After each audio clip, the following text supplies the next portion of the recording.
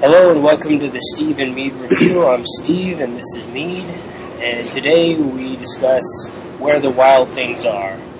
Starring Catherine Keener and introducing Max Records. And a small part from Mark Ruffalo. He was in this for about one scene. 2 seconds. 2 seconds, basically. Wild Things Are was, for the most part, not a favorite for me. I mean, I don't like... The book?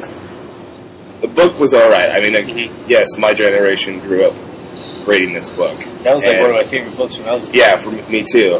Watching this movie, I felt like it had a whole bunch of scenes that were completely unnecessary. And it's hard to make a movie from a book that's only about, 10 sentences long? Or something like that. A lot of these scenes, like I said, were unnecessary, and I didn't feel like they needed to be in there. The first 10 minutes of the movie, I think, didn't need to be in the movie at all. I did notice that a lot of the so-called wild things were a little more, somewhat less scary than they were in the book. You got a lot of, over and over again, it's one emotional breakdown after another, and that gets old real quick. I mean, how many times can people, sit around moping about her feelings and have it still be interesting? That's all this movie is, as far as I can tell. Is one person being a whiner after another. With all the emotional outbursts and stuff, I was like, just give me a break. You know, you're a giant monster, but you're whining like a little bitch. Exactly.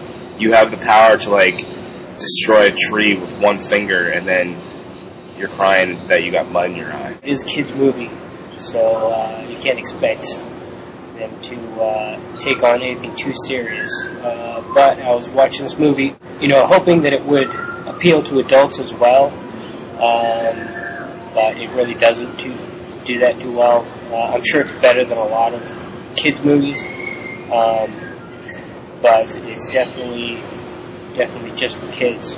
When you're talking about how the monsters are not scary, I think it's just because the monsters are really just a bunch of kids themselves. They're just really juvenile, gullible monsters, which is kind of how they were in the book, but... in the book, they seemed a little more, frightening. Mm-hmm. And in the film, they kind of seemed a little more, cartoonish and childlike with their faces and stuff. That's one thing that I did like about the book when I was a kid, is the monsters, were scary and stuff, and I liked that when I was a kid. All the scenes with, the so-called, playing around and fighting and stuff, that wasn't in the book. I don't understand why you even added those scenes at all. Everybody has fun until somebody gets hurt, and then everybody, starts crying about it. Yeah. Which I guess is kind of what it's really like when you're a kid. You're all having fun, and then somebody gets hurt. And it ruins the mood. But, yeah.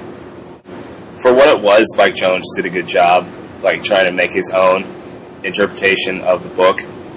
But, like I've said, it's really difficult to make a movie out of a book that was only 10 sentences long. The so-called kid in this movie, Max Records, was his first movie ever, and he did a good job for what the movie was. But if he was in any other role, he probably would have been a really bad actor. I think I'll give this movie a C.